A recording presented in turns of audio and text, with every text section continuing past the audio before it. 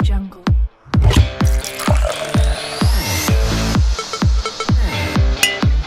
Jungle.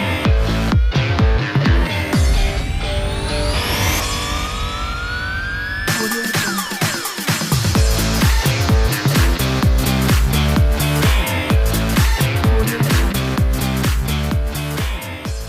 Alors, cher ami Ronan Keinec, bonjour Salut, et bienvenue dans cette première interview sur notre chaîne d'Ostamous. merci de m'inviter, Merci très gentil. de nous donner l'occasion de recevoir une personne comme toi. C'est vrai que beaucoup de gens attendaient ton interview.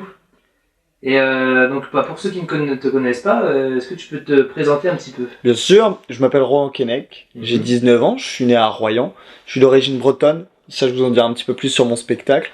Et voilà, je fais mes études à Poitiers en art du spectacle et j'ai une vie de jeune banale, comme tout le monde. Tout le monde. Ouais.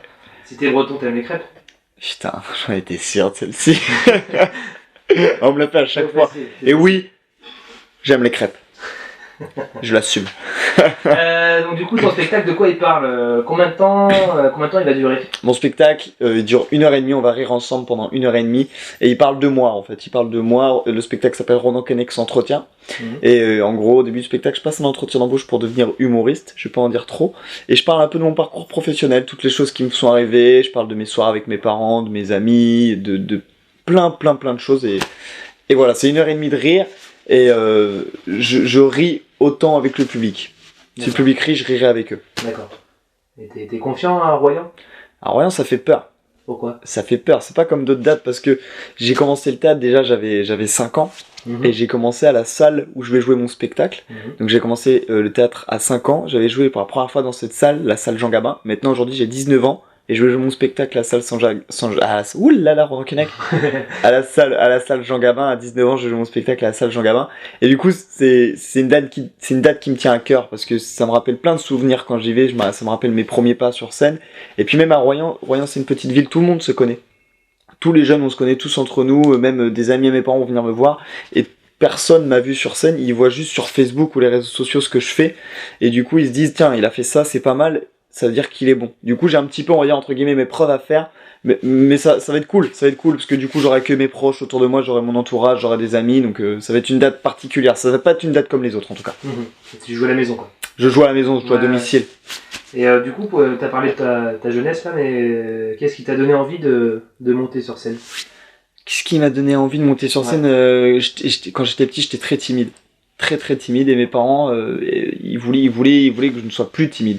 Du coup ma mère m'a pas forcé, m'a dit tu devrais essayer de faire du théâtre. Et moi au début je voulais pas faire du théâtre tout seul, et il y a une amie à moi qui s'appelle Élise qui a accepté de faire du théâtre avec moi en même temps. On a pris le théâtre tous les deux en même temps. J'avais 5 ans je crois, 4 ans, je sais plus à peu près. Du coup on a commencé le théâtre à 5 ans. Et puis à partir du moment où j'ai commencé le théâtre, j'ai continué en troupe, dans une troupe à Royan, avec notre prof de théâtre qui s'appelle Tristan Gaillard. J'ai continué, et puis mon prof de théâtre, il voyait bien que j'étais amoureux de théâtre, et il me proposait plein de trucs. Il me dit tiens, tu devrais essaye ça, plusieurs types de théâtre, du cirque, du théâtre baroque. Et un jour il vient me voir, il me fait il y a un festival qui se fait à Royan qui s'appelle le Festival d'Escale d'Humour. On me propose de mettre un de mes élèves en première partie de l'humoriste Dedo. Est-ce que tu veux le faire? Alors moi j'ai dit oui tout de suite, j'ai fait ok, pas de soucis, il fait ok, écris un sketch, t'as 15 minutes, t'écris 15 minutes et tu vas le jouer à Royan. J'ai écrit un sketch, j'ai écrit mon tout premier sketch, il m'a aidé un petit peu, il m'a mis en scène, et à partir du moment où j'ai joué à ce moment-là, je me suis spécialisé en fait dans le solo. J'ai continué le théâtre en groupe, mais je me suis spécialisé dans le solo, et maintenant mon prof de théâtre, Tristan Gaillard, qui m'a eu à l'âge de 5 ans, maintenant c'est le metteur en scène de mon spectacle, et moi je trouve que c'est une jolie histoire. J'avoue. C'est une jolie histoire, je trouve. Ça me fait marrer, moi, de se dire qu'il m'a pris comme élève. J'avais 5 ans. Et maintenant, j'en ai 19 ans. Et il met en scène mon spectacle. On travaille ensemble. Et je trouve ça cool. Moi, je trouve ça cool. Mais voilà comment m'est venu le théâtre, quoi. C'est un peu mes parents qui m'ont poussé pour combattre ma timidité, quoi. Et ça a marché. D'accord. Belle histoire. Oh, c'est cool. Ouais. Et du coup, depuis que t'es sur scène, là, pour toi, les choses les plus marquantes qui sont arrivés sur scène, que ce soit bien, pas bien. Les trucs marquants, la toute première chose marquante qui m'est arrivée sur scène, c'est le concours de Kev Adams. Ouais. Que j'ai participé. Kev Adams, l'humoriste Kev Adams, avait organisé un concours Jeunes Talents où on devait envoyer une vidéo pour aller en demi-finale, et il prenait 30 demi-finalistes, et il y a eu plus de 6000 vidéos envoyées. Moi j'ai envoyé ma vidéo, un peu rêveur, j'ai fait je vais envoyer ma vidéo, on verra bien. J'ai eu la chance d'être retenu. J'étais super content, j'ai été retenu. Donc je me retrouve à aller au Palais des Glaces à Paris, de jouer devant lui et toute son équipe avec les 30 autres candidats. Et je joue là-bas, je le rencontre, très sympa, on discute, je fais mon passage, ça se passe plutôt bien. Moi je kiffe le moment, j'y vais pour gagner, mais je kiffe le moment parce qu'on joue au Palais des Glaces, c'est une salle super connue à Paris, c'est vraiment cool quoi, c'est vraiment joli. Bon, malheureusement j'ai pas été en finale, il nous avait dit les résultats par Skype, il nous avait appelé par Skype, Kev Adams, et il nous avait dit les résultats par Skype, il m'avait dit que j'étais pas passé loin. Après, est-ce qu'il m'a dit ça pour me réconforter ou non?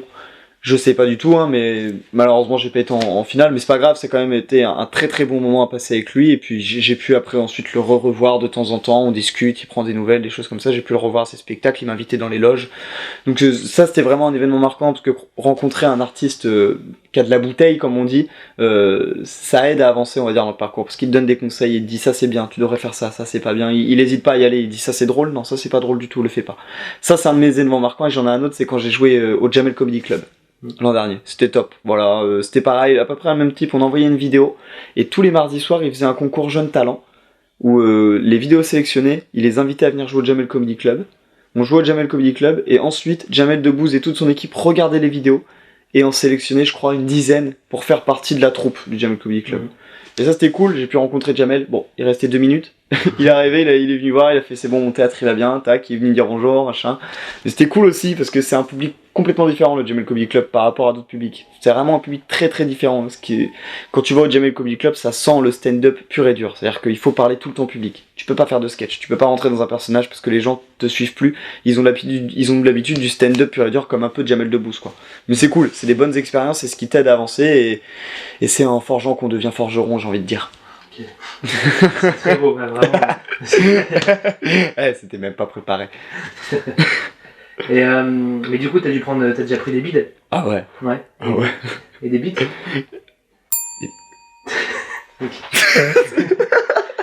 Non, alors, t'as déjà pris des blancs, c'est déjà arrivé de... J'ai pris des bides, des blancs, ouais, bien sûr, ça m'est arrivé, c'est jamais agréable. Ouais. Et quand tu prends des bides, en fait, tu fais 15 minutes de sketch où les gens, ils sont assis et ils te regardent. Alors, t'as 2 types de regards, t'as le regard le mec qui s'en fout, quoi, que tu prends un bide, tu gardes, seul le mec te regarde comme ça. Et t'as le regard un peu, genre, le mec, il sait que t'es pas drôle, mais dans son regard, il veut quand même montrer, genre, courage, vas-y. Vas-y, courage, mon gars, tu vois. Et c'est marrant parce que quand tu prends un beat, tu joues 15 minutes, t'as l'impression que t'as joué une demi-heure sur scène. Par contre, quand tu fais une scène et que ça marche du feu de Dieu et que tu joues 15 minutes, t'as l'impression que ça dure 5 minutes le truc.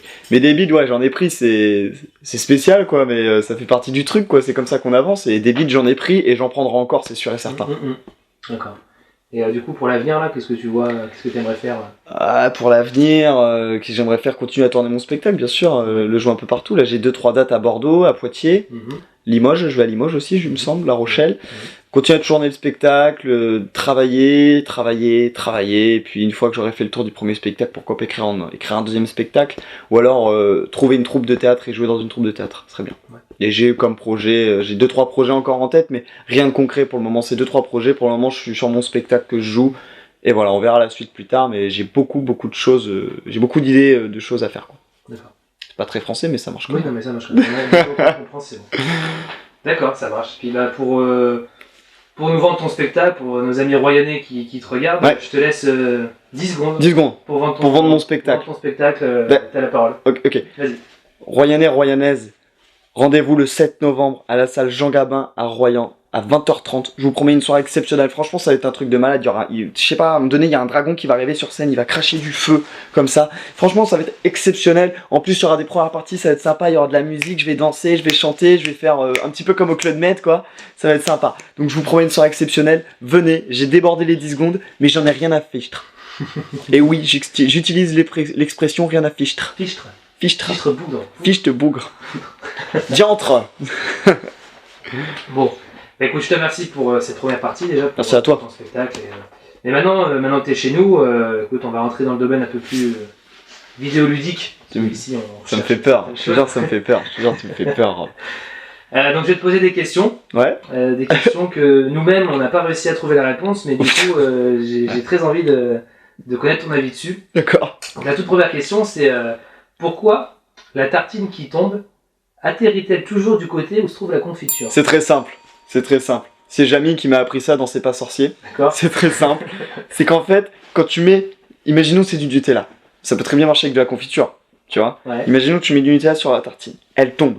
Le côté où t'as mis Nutella est plus lourd que l'autre côté. D'accord. Donc quand ça tombe, ça penche vers le côté plus lourd. C'est comme les yaourts. Quand t'enlèves l'étiquette du yaourt, il reste un peu de yaourt sur le côté. Essayez chez vous. Vous enlevez l'étiquette du yaourt, il reste un peu de yaourt, tu vois, sur le côté où il y avait le yaourt. Tu lâches, ça va tomber côté yaourt. Ça, c'est de la science, c'est mathématique. Et t'as raison de poser cette question parce que je pense que toute la France se pose cette question. Et moi, je suis là pour y répondre, les amis. Eh oui, Oui. En plus d'être humoriste. je suis intelligent. Bon, super. Deuxième question. Allez. Pourquoi les magasins ouverts 24 heures sur 24 ont-ils Ouais. des serrures? Alors, C'est intéressant. intéressant. C'est vrai que c'est con quand même. Le mec il est ouvert 24/24, il y a toujours un mec à l'intérieur. Une Et pourquoi serrure. ils ont des serrures? Alors, Je sais pas, peut-être parce qu'ils font des pauses café. des pauses café, Ouais, mais ils parce veulent qu'il pas- est plus ouvert 24 heures sur 24. Ils veulent. Non, mais je sais pas trop une explication. T'es là pour informer les gens, voilà. Je pense que t'es humoriste, mais t'es aussi là pour 24/24, pourquoi il y a des serrures? Pour l'esthétique du magasin, tout l'esthétique simplement. du magasin. Exactement, pour la beauté. Ça, c'est mon avis. Ouais. Mais Tout simplement. j'ai pas la réponse, hein, moi. Je prends Et pour se la péter aussi. Genre si un pote te demande Mais- tu fais quoi dans la vie, j'ai les clés du magasin. Tu vois? Alors maintenant, petite expérience que tu as sûrement dû faire. Est-ce que la petite lumière qui est dans le frigo est vraiment éteinte quand on referme la porte? Ouais, elle est Ouais. éteinte, c'est sûr. C'est sûr, parce que moi avant j'avais un vieux frigo et quand je l'ouvrais, la lumière elle mettait 3 secondes avant de s'allumer. Elle faisait ting. D'accord. Donc ça veut dire qu'elle était éteinte avant. T'as pas fait le test de tout ça dans le frigo et Je suis pas rentré dans mon frigo encore, mais j'y pense de plus en plus. D'accord, ok. Alors et maintenant, pourquoi la règle des 3 C fonctionne? Je m'explique. Une clope, un caca, égale... une clope, un café, égale envie de faire caca. Pourquoi ça fonctionne? Pourquoi ça fonctionne? Tout simplement parce que le café est une sorte de laxatif, j'ai envie de te dire. Voilà, je sais comment est constitué le café. Vas-y, C'est explique. une sorte de laxatif qui te donne envie de faire caca. D'accord. Et la cigarette, quand tu la fumes, tu tires, tu vois. Ce qui fait que l'air vient à l'intérieur de tes poumons, ce qui peut pousser jusqu'à ton nombril, ton ventre, ton estomac, ce qui peut pousser jusqu'à l'anus, ce qui te donne envie de faire caca. D'accord. C'est très simple. T'aurais dû bosser dans les sciences absurdes. Moi, tu sais. ouais, ils m'ont appelé plein de fois. Je te jure, il y a Disney qui m'a appelé pour écrire un dessin animé, mais j'ai refusé. Je sais pas. Ouais, trop trash. Non, trop trash. Ok. Nouvelle question. Qui était là en premier? L'œuf ou la poule? Ah putain. Eh bah, techniquement,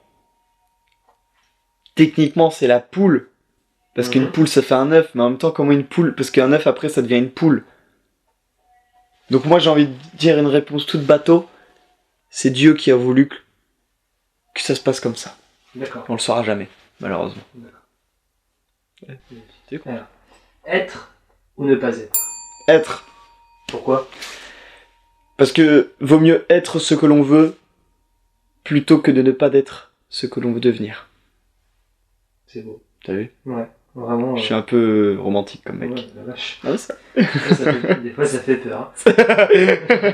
Tu veux Alors, prochaine question. Un peu d'histoire. Pourquoi est-ce que les kamikazes japonais portaient-ils un casque? Pour qu'on les reconnaisse? Pourquoi pas? Ouais, tu Non, vois. pourquoi Ça pas. peut être une. Ah ouais. Entre eux, ils peuvent se reconnaître. Tu vois? D'accord. C'est comme les grades. Oui. On reconnaît qui est le bonhomme Mhm. et qui est en dessous. Alors, Tu vois, comme ça, ils se reconnaissent. Ah, t'es toi le kamikaze avec moi, tu vois. C'est. je vois, d'accord. C'est- Check, boum. Oh. C'est ça. Donc là, une petite question, plus dans le thème de la chaîne. Quand l'homme a découvert que la vache donnait du lait, que cherchait-il exactement à faire à ce moment-là? Du beurre. Du beurre. Du beurre. Pourquoi il cherchait à faire du beurre? Est-ce qu'il n'avait pas encore découvert le lait? Du beurre. Il cherchait à faire du beurre pour accompagner les pâtes. Pour faire des pâtes au beurre. Donc t'insinues que c'est un Italien qui a trouvé qui Exactement. C'est un Italien. Il a fait comme qu'est-ce que c'est? J'ai trouvé les pâtes. Il me faut du beurre. Je sais très mal faire l'accent italien. Mon dieu. Elle part en vrille, l'interview. C'est n'importe quoi. Nouvelle question. Faut-il s'armer de patience pour tuer le temps? Alors? Je vais t'avoir à un moment. J'ai pas compris la question. Vous pouvez répéter? Vas-y, répète. Faut-il Faut-il s'armer de patience pour tuer le temps? Ouais, il y a deux jeux de mots dans la même phrase. Il faut s'armer de patience pour tuer le temps, parce que quand on a envie de tuer le temps, ça veut dire qu'on s'ennuie. Par exemple, quand t'es en cours, Mhm. tu t'ennuies, donc t'as envie de tuer le temps. Et donc pour tuer le temps, et pour que l'heure passe plus vite, il faut être très patient. Tu m'auras pas. Eh ouais, mon gars. Donc, mec, je suis entraîné. Je savais que je venais ici, je peux te dire que je me suis entraîné. Quel est le synonyme de synonyme? Joker. Joker. Joker. Ah, Joker. Là, tu trouves pas. Ah, je trouve Là- pas. là, Toi, tu trouves, toi? Non, non, non. Alors. C'est juste des questions. Ouais, moi je pose des questions, je n'y réponds pas. Hein. Exactement, c'est mon travail. Joker, j'en ai combien? J'en ai un seul? Ouais, Je oui, l'utilise, oui, oui. Joker. D'accord. Quel lâche.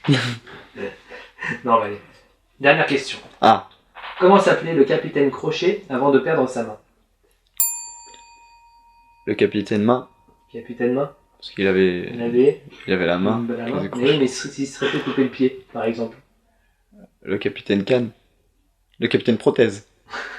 Prothèse. Bah ouais, prothèse à la place de Ouais, d'accord. Ok. la jambe. Je prends. Ça me va. Et j'ai hâte que tu refasses des interviews comme ça avec ces questions, avec d'autres gens, Allez, d'autres gens. et que je vois ce qu'ils Les répondent aussi. réponses, c'est pas mal, hein. C'est pas mal du tout, j'aime beaucoup le concept. Hein. C'est très marrant. Ok. Bon, bah, c'est bon. Écoute, je te remercie. Bah, merci à toi. Voilà. Je te propose, le 7 novembre, je vais venir te réveiller. Hein et je passerai la journée avec toi, je vais venir te filmer. C'est vrai? Ouais, de toute façon, t'as pas le choix. Ok, d'accord. Ok, c'est novembre, on passe la journée ensemble. Ok, je vais filmer, Tu je prends passerai un- la journée et puis on fera une petite vidéo. Tu viens me réveiller, je mets pas mon réveil. C'est-à-dire Non, que mais tu pas viens ton chez réveil. moi, tu me Ouais. réveilles et tout. Ouais. Ouais. Moi, ça me va. Ok. Ça me va très bien. Ok, je préviendrai les pompiers et la police avant d'y aller parce que. Ouais. Sûrement foutre le feu. Tu vas voir que le matin, je suis fracassant comme mec. Hein.